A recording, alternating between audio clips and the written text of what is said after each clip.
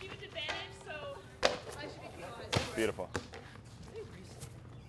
On a nice sunny week, I would say I frolf 6 times. Try to go for about once a week. No, I've never frolfed. Actually, not a lot of girls frolf. That's probably one of the reasons, I think. Yeah, and not a lot of my friends frolf, but I'm definitely open to it. So it's very similar to normal golf. Every hole is par 3.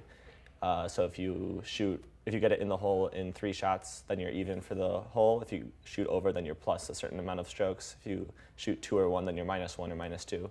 And you just keep track of how far over or under par you are throughout the round. People are always asking like, oh, what's your score? Okay, we're like +2, we're +3, or we're -1, whatever. Typically people end anywhere between like -3 and +15. When you throw a shot that's wet, it means that you end up landing it on pavement where cars can drive. What that means is that your next throw has to be thrown upside down with your offhand in front of you. I do know that you don't necessarily have to be good at Frisbee to be good at Frolf. Someone told me, I think once, that you have to be good at throwing the disc, like making it roll. I almost always shoot flick rollers. Flick is when you throw this way versus backhand is this way. And you can shoot just a straight shot, try to throw it as far as you can. Or what I do is I throw it at a pretty sharp angle vertically so that when it hits the ground, it'll keep rolling like this and just roll really far. You can tell a new Frolf player when they don't roll the Frisbee, when they just throw it flat and it'll just like go and it just goes like poof, and like that's it. Small things about it change, or things about the strategy of the game change. Once like one person will do a thing and then people go like, oh wow, that's new, like that's innovative, like let's try that. I frolf to be with people, just not doing homework, not being inside, want to get outside, and it's really enjoyable to do outside. It's just like a super fun way to hang out with people and have a little bit of competition, which obviously makes any experience more fun. I've played Frolf rounds where there's like 25 people all playing at the same time. People from all different teams like come in and just like, oh, I heard about this, I like want to play. A lot of people hate Frolf because occasionally we hit people with our discs. I have a bunch of friends that really do not like Frolf, and basically they're just concerned about getting hit with the disc on their walk to class. If we're like waiting for you to walk down the path so we can shoot, it's kind of like nerve-wracking to have all of us staring at you waiting for you. Like as a Frolfer, I'd rather just people walk how they normally walk and like not worry about us. But I think people feel like we want them to do something different. We're not going to be obnoxious and yell at them to leave, or we'll put someone there to play defense so that if a disc is about to hit them, they'll knock it down. A great example would be we're going to the Rock by Watson the other day. Chenchi's just guarding this couple sitting down on the street, just stands right in front of them.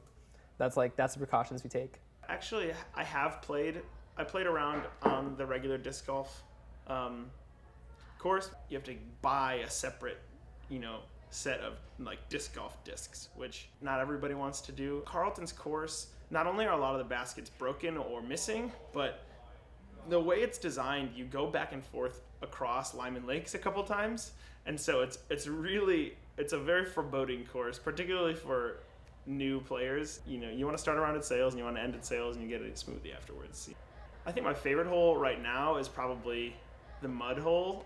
So that's the one where you start like on the little grate next to the concert hall and then you shoot it around to the post in front of mud. I like the hole that starts on the Myers bricks and goes to one of the baskets. Definitely going from Myers to that basket. There's so many like varied things. There's holes where you have to make like precise shots and holes where you have to make big shots. It takes you over the entire campus. It's a really great pace.